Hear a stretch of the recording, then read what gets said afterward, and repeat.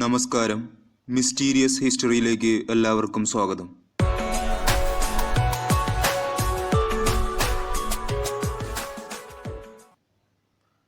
ഒരു രാജ്യത്തെ മുഴുവൻ ജനങ്ങൾക്കും ജീവിക്കാൻ വേണ്ട അത്രയും സമ്പത്ത് ഒരു നിധിയിൽ ഒളിഞ്ഞിരിപ്പുണ്ടെന്ന് പറഞ്ഞാൽ നിങ്ങൾക്ക് വിശ്വസിക്കാൻ പറ്റുമോ? എന്നാൽ നമ്മുടെ രാജ്യത്ത് അങ്ങനെയൊന്നുണ്ട്. ഇന്ത്യയുടെ പുരാതന സംസ്കാരത്തെ സൂചിപ്പിക്കുന്ന അതിമനോഹരമായ ഒരു നിർമ്മിതിയാണ് വൈബർ കുന്നുകളുടെ ചുവട്ടിൽ സ്ഥിതി ചെയ്യുന്ന പാറക്കല്ലുകളാൽ നിർമ്മിക്കപ്പെട്ട 2 ഗുഹകൾ. സോൺബണ്ടാർ ഗുഹകൾ എന്നാണ് ഇവ അറിയപ്പെടുന്നത്. ഇന്ത്യയിലെ ചരിത്രത്തിൽ പ്രാധാന്യമർഹിക്കുന്ന നിരവധി സംഭവങ്ങൾക്ക് ആതിഥേയത്വം വഹിച്ചിട്ടുള്ള ബീഹാറിലെ രാജ്ഗീർ പട്ടണത്തിലാണ് ഈ ഗുഹകൾ സ്ഥിതി ചെയ്യുന്നത്.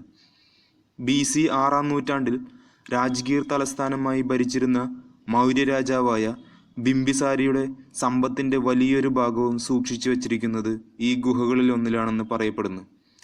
ബിംബിസാരയുടെ പുത്രൻ സിംഹാസനം പിടിച്ചെടുത്തപ്പോൾ തൻ്റെ സ്വത്തുക്കൾ മകനിൽ നിന്ന് സംരക്ഷിക്കാനാണ് ബിംബിസാര തൻ്റെ സ്വത്തിൻ്റെ വലിയൊരു ഭാഗം ഇവിടെ സൂക്ഷിച്ചു വെച്ചതെന്നാണ് ഐതിഹ്യം.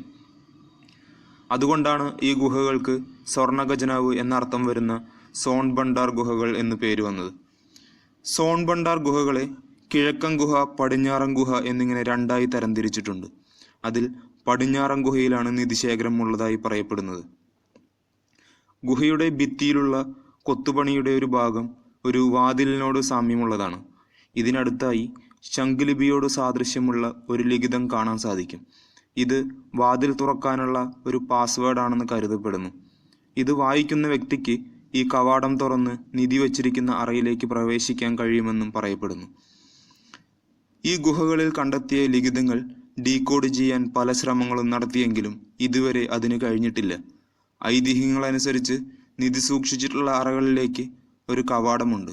പക്ഷേ ആ കവാടം കണ്ടുപിടിക്കണമെങ്കിൽ ഈ ലിഖിതങ്ങൾ വായിക്കാൻ കഴിഞ്ഞാൽ മാത്രമേ സാധിക്കുകയുള്ളൂ. ബ്രിട്ടീഷുകാരുടെ കാലത്ത് നിധിശേഖരമുള്ള ഗുഹയുടെ ഭിത്തി പീരങ്കി ഉപയോഗിച്ച് തകർക്കാൻ ശ്രമിച്ചെങ്കിലും ഫലമുണ്ടായില്ല. അതിൻ്റെ അടയാളം ഇന്നും അവിടെ നിലനിൽക്കുന്നു. ഈ ഗുഹയുടെ പ്രവേശന കവാടത്തിലെ ഒരു പാറയിൽ ഗുപ്തഭാഷയിലുള്ള ലിഖിതമനുസരിച്ച് ഈ ഗുഹകൾ BC 4-ാം നൂറ്റാണ്ടിൽ വൈരദേവ എന്ന ഒരു ജൈനമുനിയാണ് നിർമ്മിച്ചത്. മാത്രമല്ല, ഇവിടെ നിന്ന് കണ്ടെത്തിയ വിഷ്ണുവിൻ്റെ ഒരു ശില്പം ഈ ഗുഹയും ജൈനമതവുമായുള്ള ബന്ധം സ്ഥിരീകരിക്കുന്നു. എന്നാൽ ബ്രിട്ടീഷ് ആർക്കിയോളജിക്കൽ സർവേയറായ കന്നിങ്ഹാം ഗൗരവമേറിയ അന്വേഷണം നടത്തുകയും വിശദമായി ഗവേഷണങ്ങളും നടത്തിയതിനു ശേഷം ഈ ഗുഹകൾ ബുദ്ധമതവുമായി ബന്ധപ്പെട്ടതാണെന്ന് അദ്ദേഹം ഒരു റിപ്പോർട്ടിൽ പരാമർശിക്കുന്നു. 2000 വർഷങ്ങളോളം ഇത്രയും വലിയ നിധിശേഖരം ആർക്കും കണ്ടെത്താനാവാതെ അവിടെ നിലകൊള്ളുന്നു.